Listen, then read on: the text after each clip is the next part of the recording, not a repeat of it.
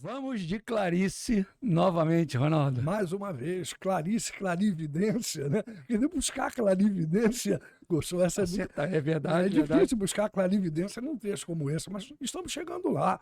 Pelo menos estamos aí iluminando um pouco, né? Legal, clarividência. Clarividência. É claro que você vai conseguir. Gostei desse aí, né? Claro, é clarividência, é Clarice. Né?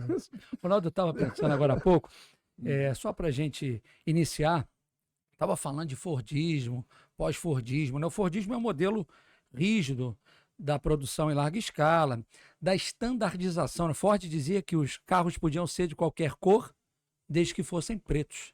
Que interessante isso, hein? Que legal. Estandardização, padronização ou uniformização. Aí eu lembrei de uniforme. Uniforme, é. Uhum, Quem está vendo o podcast agora e já viu o primeiro episódio, está percebendo que o senhor está com uniforme.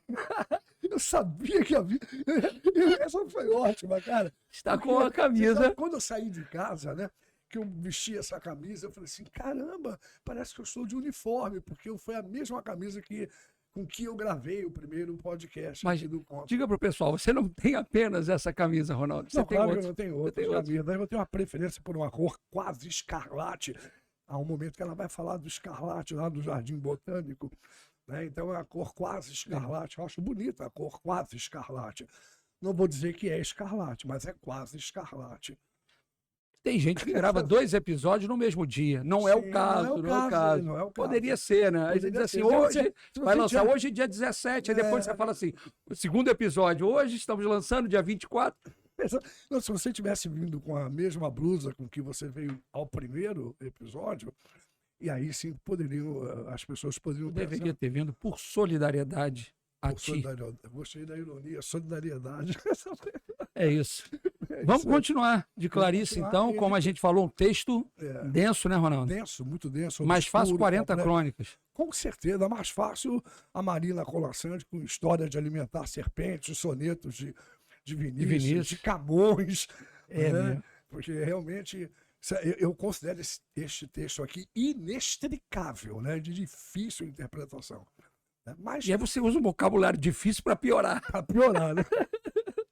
Mas vamos então. Mas dá para trazer clarividência. É isso, então vamos lá. Vamos lá, né? Vamos desvendar. Eu vou fazer a leitura, aquela breve leitura do parágrafo, e você começa com as suas observações oportunas. Sim, senhor. Clarividentes. Ana ainda teve tempo de pensar por um segundo que os irmãos viriam jantar. O coração batia-lhe violento, espaçado. Inclinada, olhava o cego profundamente, como se olha o que não nos vê. Ele mascava goma na escuridão. Sem sofrimento, com os olhos abertos, o movimento da mastigação fazia-o parecer sorrir, e de repente deixar de sorrir. Sorrir e deixar de sorrir, como se ele a tivesse insultado. Ana olhava-o. E quem a visse teria a impressão de uma mulher com ódio, mas continuava a olhá-lo cada vez mais inclinada. O bonde deu uma arrancada súbita, jogando-a desprevenida para trás. O pesado saco de tricô despencou-se do colo, ruiu no chão. Ana deu um grito. O condutor deu ordem de parada antes de saber do que se tratava. O bonde destacou. Os passageiros olharam assustados. Belíssimo parágrafo, né? Belíssimo, né? Belíssimo. E eu queria chamar a atenção logo de cara para o narrador onisciente, mais um trecho de narração onisciente. A gente havia falado disso, né? Quando diz assim, Ana ainda teve tempo de pensar por um segundo que os irmãos viriam jantar. Diz, olha como é que ele tem aqui a ubiquidade, a onipresença, a onisciência, né?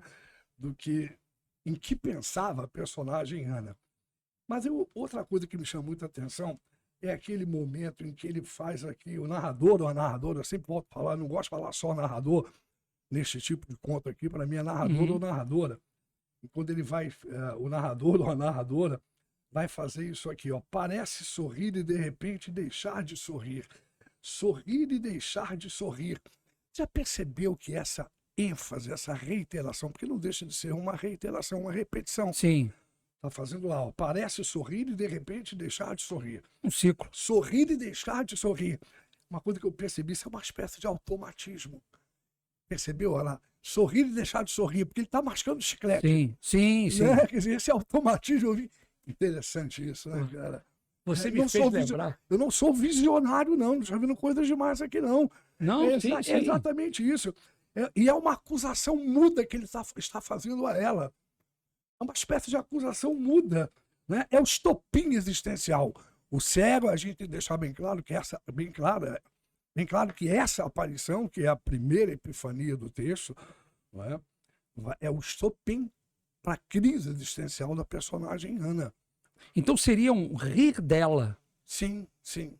e não Exatamente. rir para ela. Não. Porque está falando de insulto, né? Exatamente. Então, isso é a comparação que o narrador faz para ela, né?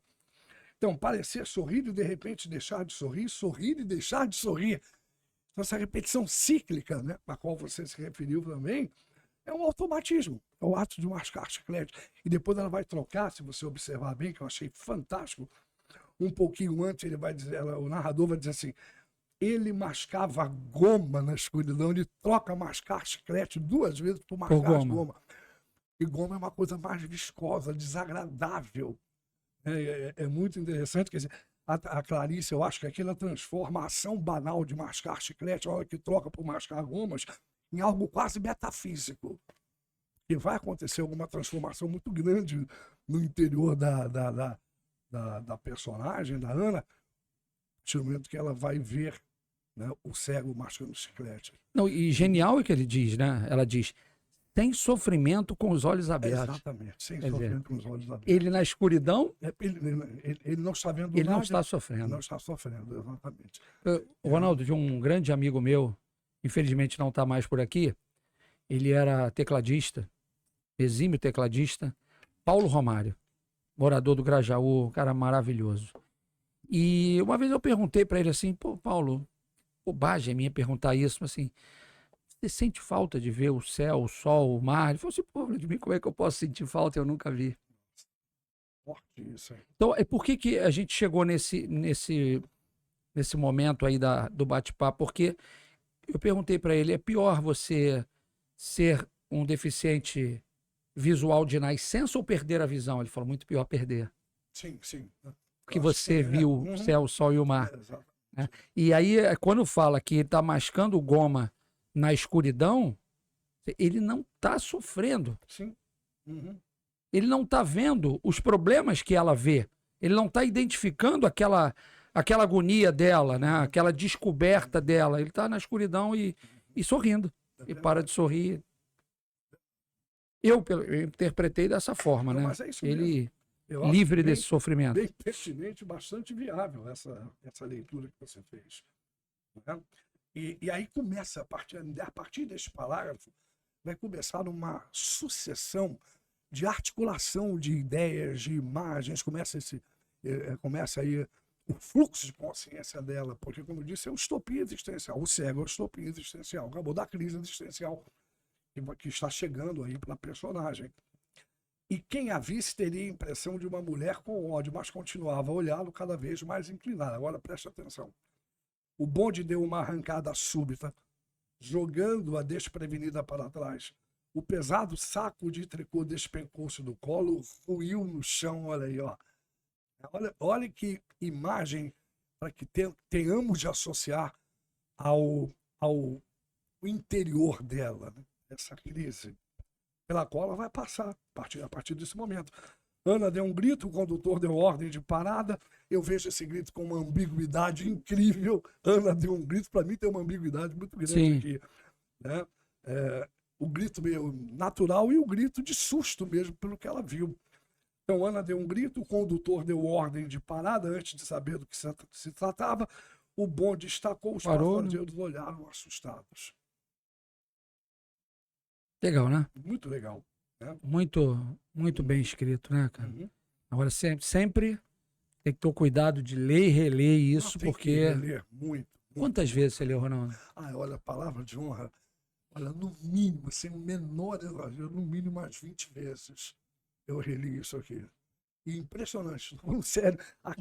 Tem uns livros em casa, tem uns livros lá que eu posso te emprestar. Você não tem o que ler, eu te empresto livro. Tá bom, você não me Cara, 20 vezes é legal. Mínimo, mas é bom o pessoal escutar isso, né? Eu estou falando sério, 20 vezes.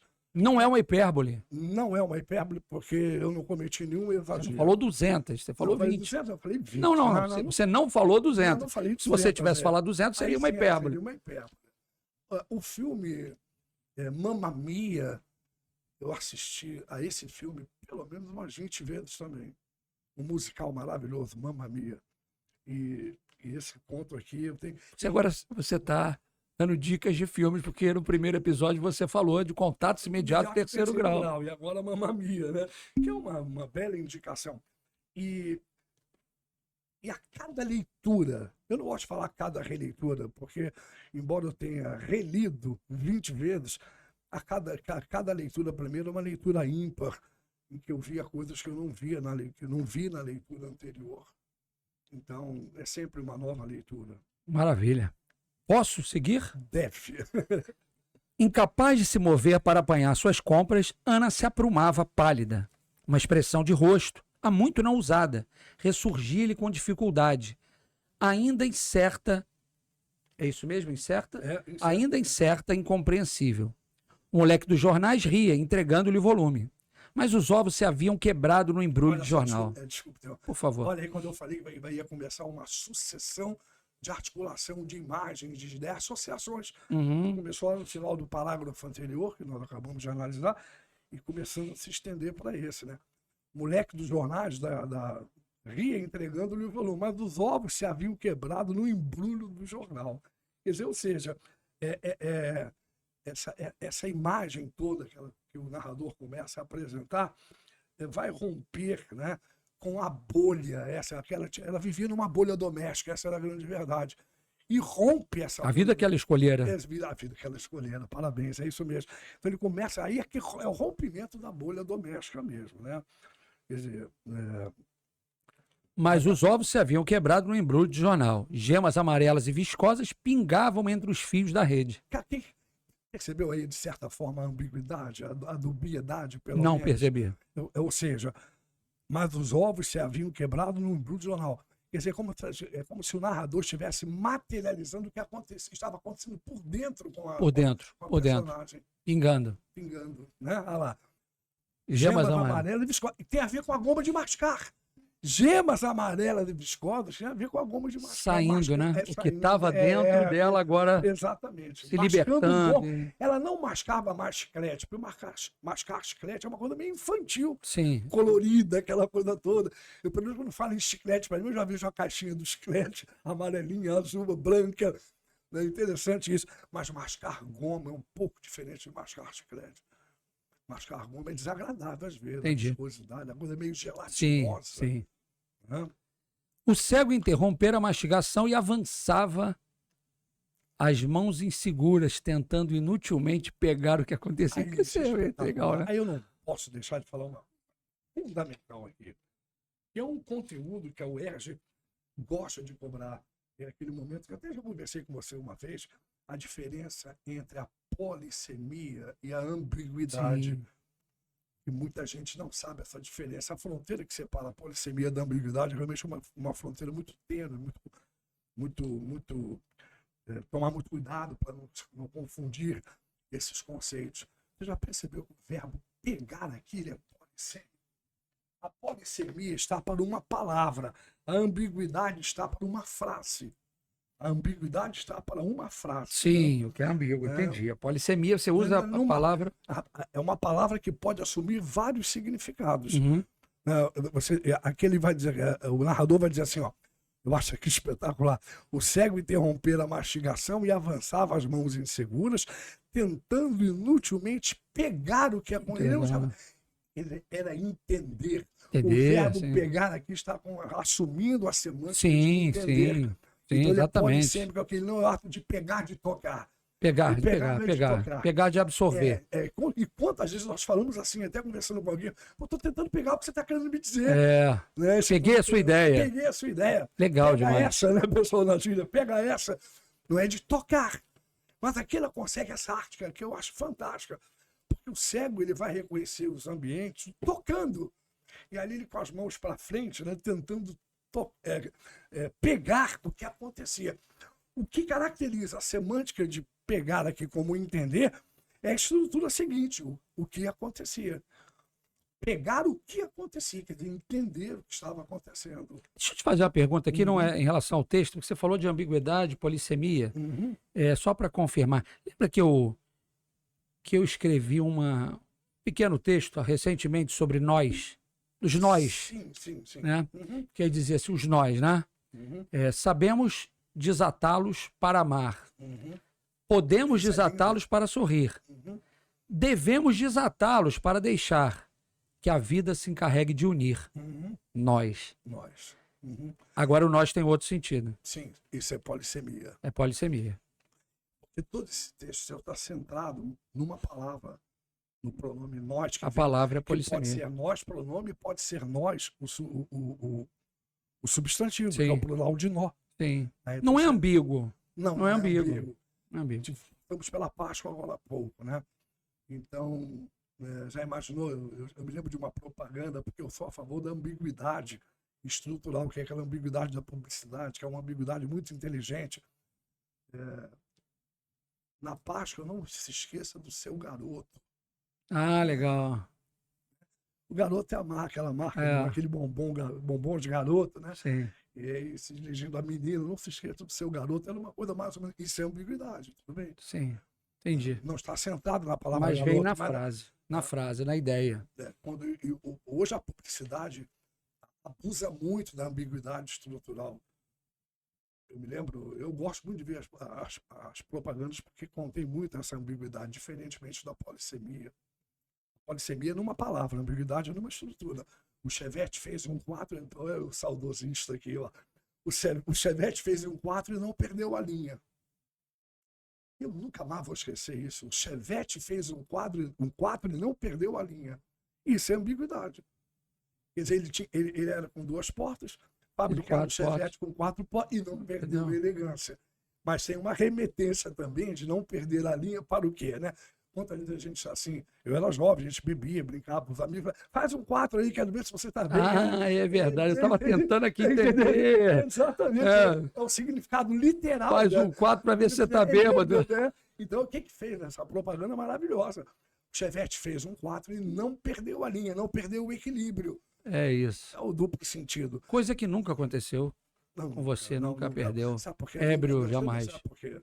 Porque toda vez que eu ameaçava ficar ébrio, eu encostava a minha mão sobre o ombro de um amigo e dizia assim, você agora vai ser Dionisos.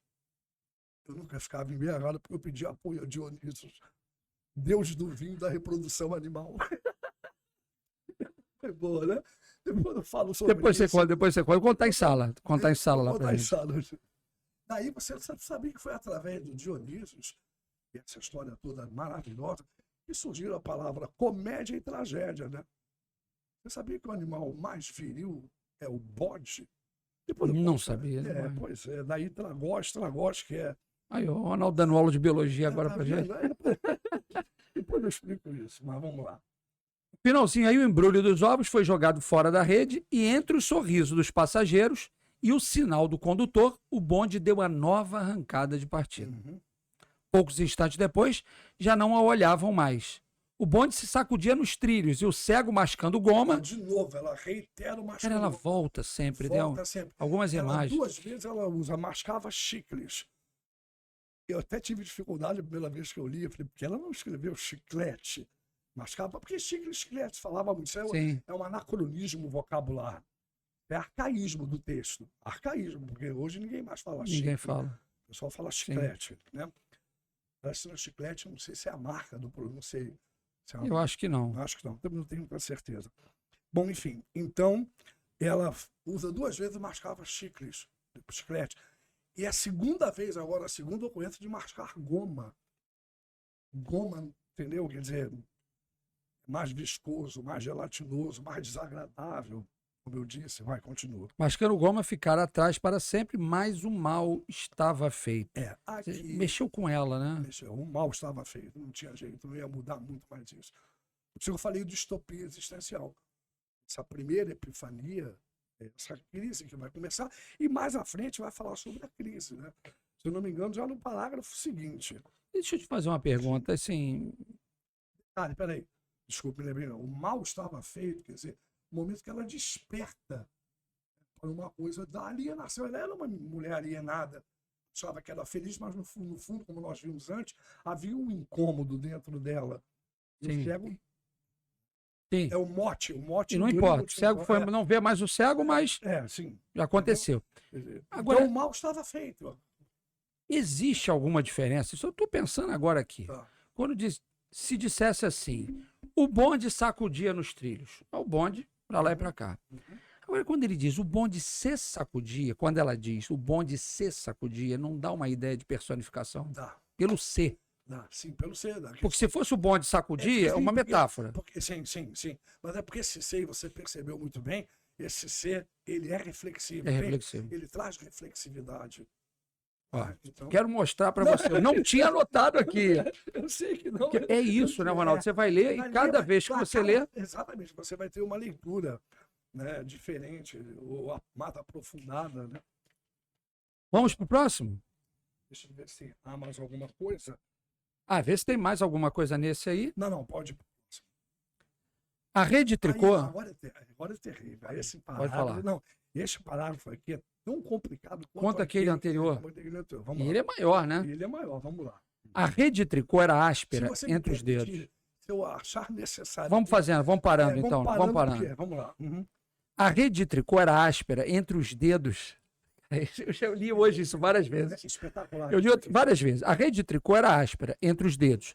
Não íntima, como quando a tricotara. Sim, íntima por quê? Porque era o íntima que está ligado à vida dela, à família dela. Sim. Ela tricotava, ela tinha esse trabalho de fazer, né, tricô, ela tricotava.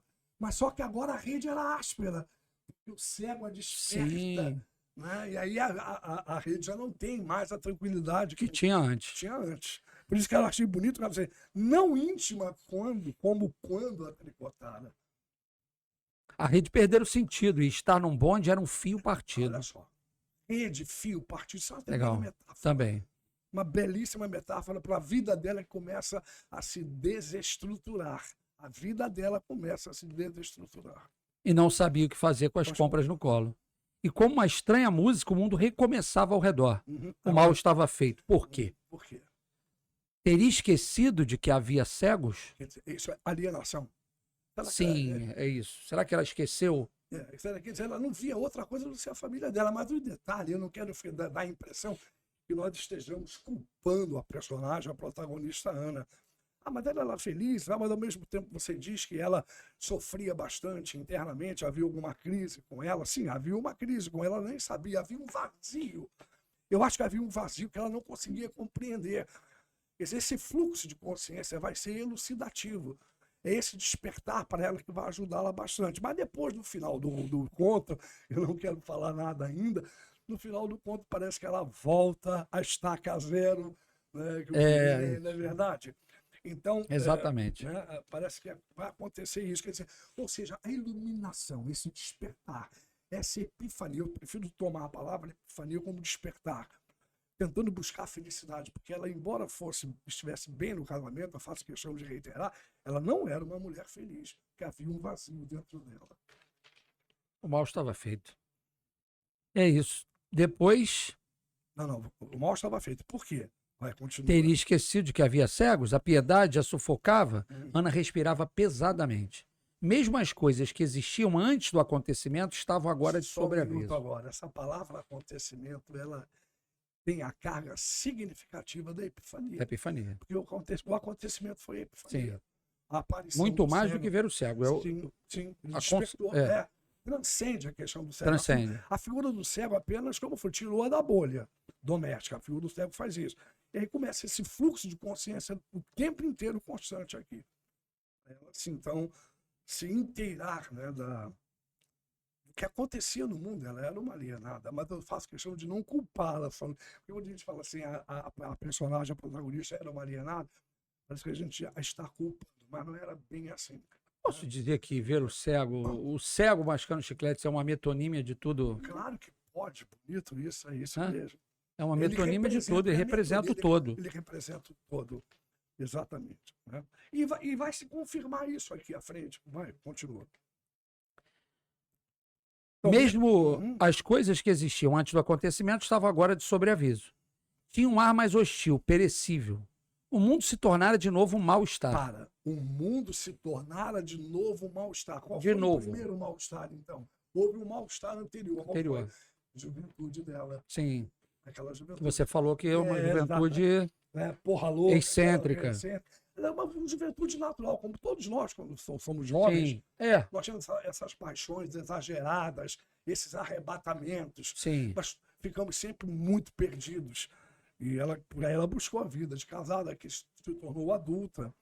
Então, quando ele diz aqui, o narrador ou a narradora, eu sempre faço questão de reiterar, narrador ou narradora, quando ele vai dizer aqui, né? O mundo se tornara de novo um mal-estar, isso a UERJ pode cobrar por uma articulação de ideias. Se articular ideias. Então, o mundo se tornar um novo mal-estar significa que volta para ela teve o primeiro mal-estar dela, que foi na época da juventude. Agora, tem um detalhe aí, Ronaldo, que eu percebi agora também. Ótimo, ótimo. E eu estava fazendo essa pergunta para você mais cedo, sobre a questão dos ovos, o que isso representa. Sim. Olha o que a frase diz. Vários anos ruíam, as gemas amarelas escorriam.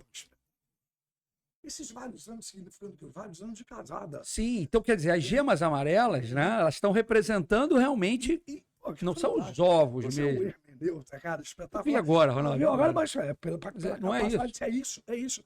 E outra coisa, essas gemas amarelas, isso tem a ver com a goma de mascar. Eu, quando li esse trecho, e quando ela reforça com mascando goma, você imagina mascando goma, ela mascava a goma e que saía essa viscosidade das gemas amarelas. Amargo dentro dela. Amargo isso dentro Então, essa história do saco de tricô, dos ovos quebrando, é uma referência ao que está acontecendo com ela. Exatamente, as associações. As associações. Porque ele fala que vários anos ruins. É isso. Aqui deixa claro isso. Cara, deixa claro. Porque a dúvida era, será que é isso mesmo? Que foi a pergunta que eu te fiz. Foi. Está quebrando, os ovos estão quebrando, os ovos representam o quê? O Ronaldo falou, o Ronaldo falou comigo, é isso. Está aí, ó, vários anos ruins. A progressão do texto, eu gosto muito de trabalhar essa ideia da progressão temática. Né? Isso é progressão do tema, e à medida que a gente vai lendo, e o texto vai ganhando esse corpo. Agora, a minha grande questão, se a Clarice estivesse viva, eu ia fazer questão de eu encontrar ela e perguntar se tudo isso aqui foi intencional. Se isso aqui foi realmente milimétrico, porque isso é coisa de gênio. Eu tenho a impressão, Ronaldo, que ela faz o texto, deve ter feito o texto com todas as ideias, e depois ela vai preenchendo. Ela volta, não vou colocar isso aqui, porque ostra, entrou ostra aqui, momento. Aí depois ela coloca a palavra ostra lá na frente de novo. Ela sempre retoma. E a ostra é simbólica beça aí, hein? Não. A ostra tem, acho que vai ficar para o terceiro podcast, se não me engano, mas a ostra tem um valor simbólico do doido para chegar também a ostra, porque tem muita coisa para falar sobre isso. Vamos lá, que esse parágrafo é muito legal. Expulsa de seus próprios dias, parecia-lhe que as pessoas da rua eram periclitantes, em perigo, né? Que se mantinham por um mínimo equilíbrio à tona da escuridão. E por um momento... Você sabe que é periclitante isso aqui? Perigosas, né? Perigosas.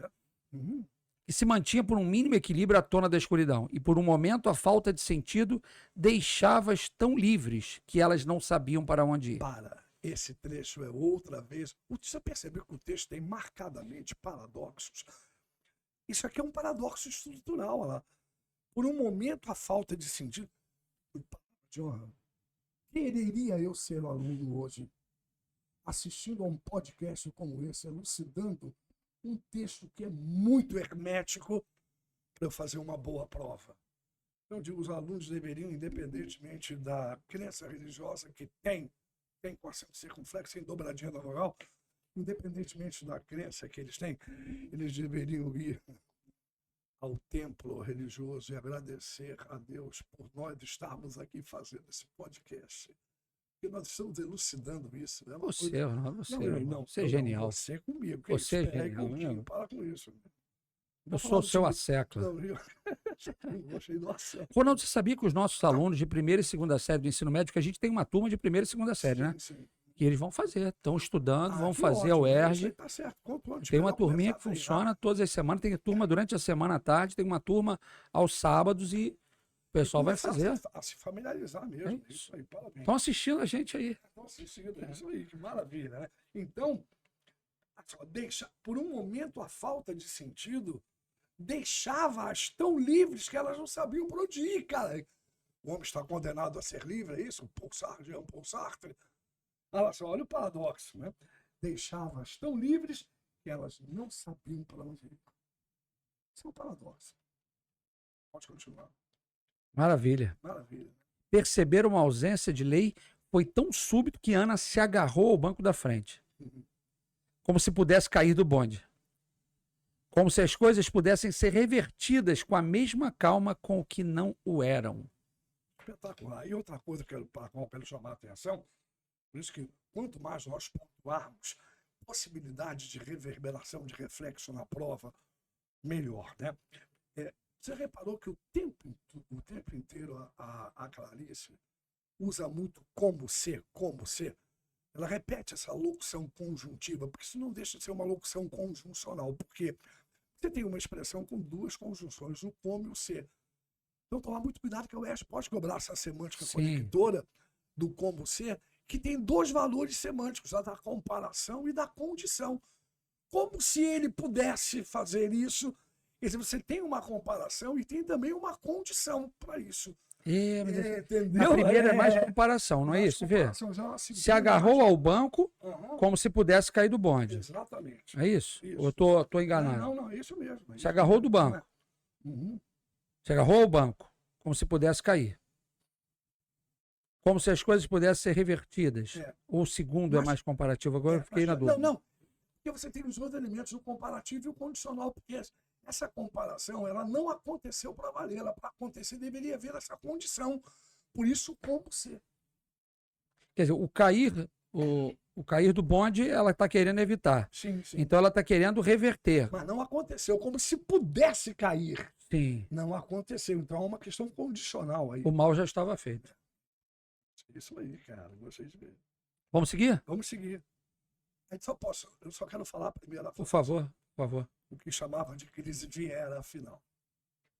Aí é o momento que o narrador diz, a crise surgiu. O que chamava de crise viera, afinal. Eu sempre falo, estopim existencial, vem a crise viera. Vou ler esse parágrafo, então. O que chamava de crise viera, afinal. E sua marca era o prazer intenso com que olhava agora as coisas, sofrendo espantada. O calor se tornara mais abafado. Tudo tinha ganho uma força e vozes mais altas. Paulo, só um minutinho. É importante sempre chamar atenção para isso aqui, quer ver? E sua marca era o prazer intenso com que olhava agora as coisas, sofrendo espantado. O calor se tornara mais abafado. O calor interno também. Não é só a questão externa, interna também com ela.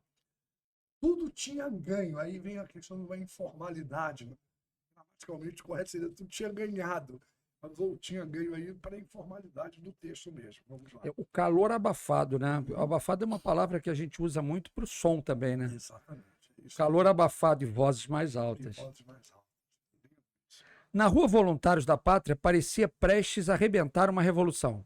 As grades dos esgotos estavam secas, o ar empoeirado. Um cego mascando chicles mergulhara o mundo em escura sofreguidão. A interessante que eu coloquei aqui é o seguinte, um detalhe, né? Um cego mascando chicles mergulhar o mundo em uma sofreguidão. Não é mergulhara no mundo, é mergulhara o mundo. O cego mergulhara o mundo em escura sofreguidão. O mundo era o complemento, o objeto direto. Ele mergulhar no mundo na escuridão, em uma escuridão. Você viu muito bem isso, parabéns. Ronaldo, eu estou estudando com você há anos. A gente trabalha junto há quantos anos, Ronaldo? 20 e poucos anos. A gente vai...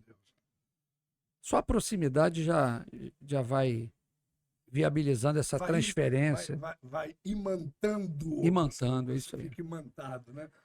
Eu também fico imantado. Ah, para com isso. Em cada pessoa forte havia ausência de piedade pelo cego. E as pessoas assustavam-na com o vigor que possuíam. Todos dela havia uma senhora de azul. Junto dela havia uma senhora de azul com o rosto. É porque todos têm uma observação, até vou colocar aqui. Ele vem falando. As pessoas assustavam-na com o vigor que possuíam. Todos têm, eu coloquei assim, não importava quem era.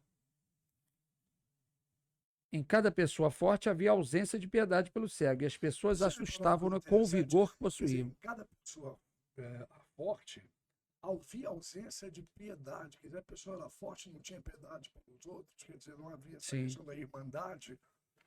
Agora sim, todos têm, não importava quem era, é o rosto. Sim, Porque depois, assim, junto dela havia uma senhora de azul, com o rosto. O rosto todo mundo tem. exatamente. E ela não fala o nome, né? Como a Sim. gente falou antes. O único Legal. nome que aparece é Ana. Uhum. Pô, com o rosto não quer dizer nada. Desviou o olhar depressa. Na calçada, uma mulher deu um empurrão no filho. Mas, de novo, filho, depois namorados. 2 namorados entrelaçavam os dedos sorrindo. E o cego, Ana caíra numa bondade extremamente dolorosa. Olha que paradoxo. Bondade dolorosa. Essa bondade dolorosa aí, né? Quer dizer, mais uma vez, um lance paradoxal. Muito interessante isso. Ela apaziguara tão bem a vida, cuidara tanto para que não explodisse, para que esta não explodisse. Mantinha tudo em serena compreensão. Separava uma pessoa das outras. As roupas eram claramente feitas para serem usadas e podia-se escolher pelo jornal o filme da noite. Tudo feito de modo a que um dia se seguisse ao outro. E um cego mascando goma despedaçava tudo isso. Voltou pro goma. Voltou para a goma. Né? Reestruturava. E um cego mascando goma despedaçava tudo isso. Quer dizer, ruía tudo isso, quebrava tudo isso. Eu já tinha usado ruía, inclusive, antes, né? Uhum. E através da piedade, aparecia a Ana uma vida cheia de náusea doce até a boca. Bonita essa imagem, né? Cheia de náusea doce até a boca. Ah, tem um detalhe aqui antes, porque ela fala: as roupas eram claramente feitas para serem usadas e podia-se escolher pelo filme o filme da noite. Uhum. Tudo feito de modo a que um dia se seguisse o outro. Uhum. Metódica, né? Que é a conformidade, né? Exatamente isso. Uhum. O cego era diferente.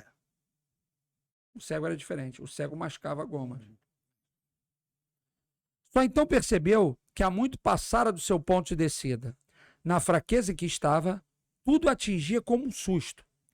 Desceu do bonde com pernas débeis, olhou em torno de si, segurando a rede suja de ovo. Uhum. Por um momento não conseguiu orientar-se. A rede que era um fio partido, né? Era um fio partido. Todo assim.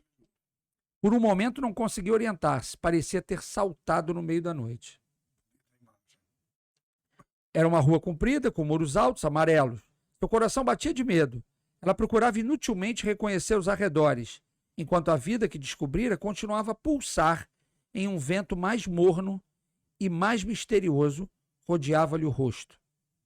Ficou parada olhando o muro. Enfim, pôde localizar-se. Andando um pouco mais ao longo de uma... Tá bem desnorteada, né? Sim. Quer dizer, olha o mal, né? Quando ele diz ali, né? E o mal estava feito. Ela ficou bem desorientada até ela se inteirar de onde ela estava. Ela passou fica no olhando ponto, e depois se localiza. Exatamente. Andando um pouco mais ao longo de uma sebe, atravessou... É cerca de planta, né? Dá para seguir um pouquinho? Dá para seguir um pouquinho mais, sim, claro.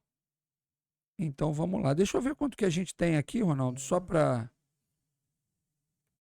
Isso é legal, quando a gente faz o podcast, como qualquer podcast, é informal, né? Sim, sim. A gente... Mas tem que ser informal, né? A Maria está aqui com a gente. Participação ilustríssima, Maria ajudando é a grande gente. esteio, né? Um grande amor. É isso. Andava pesadamente pela alameda central, entre os coqueiros. Não havia ninguém no jardim. Depositou os embrulhos na terra. Sentou-se no banco de um atalho e ali ficou muito tempo. Vou fazer uma pergunta. Uhum. Não havia ninguém no jardim. Não e ninguém. Uhum. Isso é possível Isso ou... é reforço da É reforço. Reforço de negativa. Não tem problema. Não tem. Uma vez a UERJ até cobrou isso, a questão do reforço da negativa. Porque em matemática, sobretudo lá com o pessoal da UF, diz meu amigo D'Artagnan Melo, Grande professor de matemática. Porque existe uma parte da matemática que é muito comum lá na UF, parece que eles trabalham isso o ano inteiro, de lógica matemática. E na lógica matemática, eu acho que não cai mais no Enem, mas isso seria a negação da negação, né? Sim, sim. Mas aqui reforça. Aqui é reforço da negação. Reforço da negação. Maravilha. Então, não havia ninguém no jardim. Depositou os embrulhos na terra, sentou-se no banco de um atalho e ali ficou muito tempo. A vastidão parecia acalmá-la. O silêncio regulava a sua respiração. Espetacular. Legal, né? O silêncio Regulava a sua... respiração. Ela adormecia dentro de Essa si. imagem eu acho fantástica. Ela adormecia Dentro de si. De longe via a Leia, bustos e fileira. De longe via a Leia, onde a tarde era clara e redonda, mas a penumbra dos ramos cobria o atalho. Olha só, Ronaldo. Eu entendi o redonda como o sol. Porque olha só, de longe via a Leia, onde a tarde era clara e redonda, mas a penumbra, que é uma contraposição aí na adversativa a mais, a luz, a claridade. Só faltou você dizer assim, é uma contraposição com o operador da rua. Isso eu deixei para você falar. Não, Podia falar tudo, né, Ronaldo? Essa foi ótima. Mas não é assim, eu entendi aí clara e redonda, Sim. porque eu não vejo outro motivo para a tarde ser E redonda. aí, para você falar isso, a questão do sol, e parabéns por você ter visto isso, e aí passa a ser uma metonímia, né? Sim. Olha só, de longe via a Leia, onde a tarde era clara e redonda.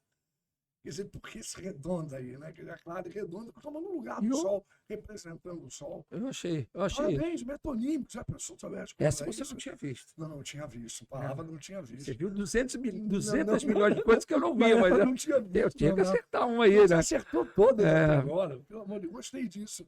Eu vou até anotar só para... Anota, vai entrar numa questão do próximo simulado. Vai entrar, com certeza. Pode colocar aí. Já estamos dando spoiler aí da questão, então... Essa foi realmente... Quem sabe? Que o pessoal da UERJ nos escute e coloque também. É verdade. É isso. Depois, vamos fazer mais 2 parágrafos aí, porque depois vai ter muita coisa para a gente ver no próximo. É isso aí. Valeu, meu amigo. Ao seu redor havia ruídos serenos, cheiro de árvores. Estou vibrando com essa metonímia que você viu. Vibrando com essa metonímia. Nossa, espetacular. Vai me pagar um café depois, então, aqui, sair daqui. Te pagar um ágape, né? Muito café, vamos lá. Ao seu redor havia ruídos serenos. Ruídos serenos. Ruídos serenos. Cheiro de árvores. Sabe qual é o nome disso aí, né? Ruídos serenos.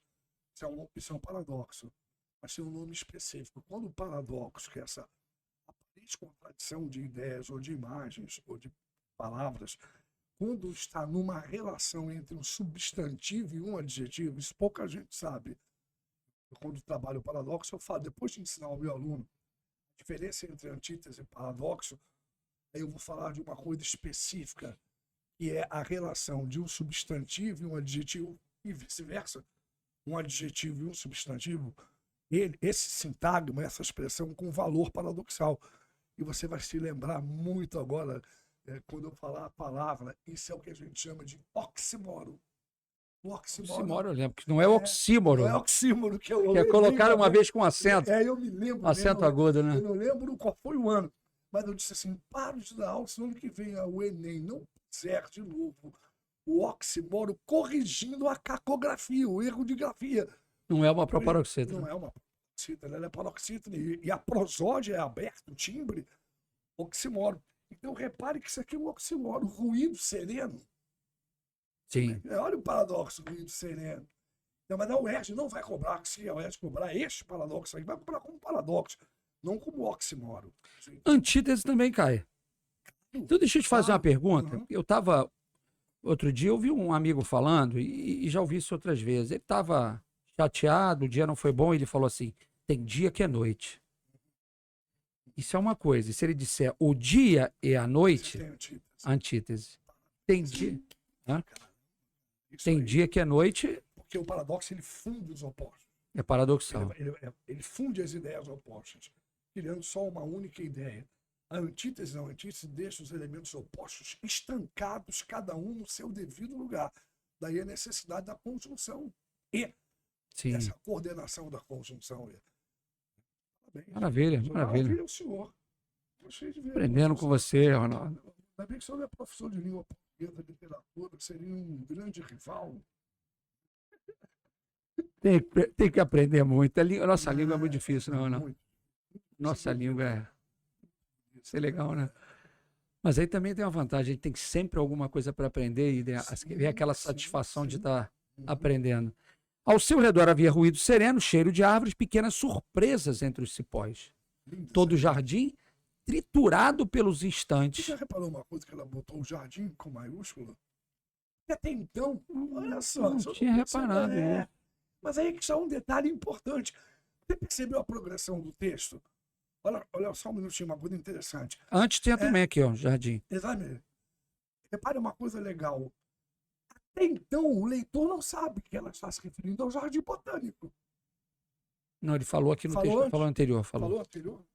Aquela, era uma rua comprida. Então tudo bem. Mesmo falando antes, o narrador foi obrigado a colocar em maiúscula. Esse jardim aqui é o jardim botânico, então tem que ser com maiúscula. Tem que ser com maiúscula, lógico.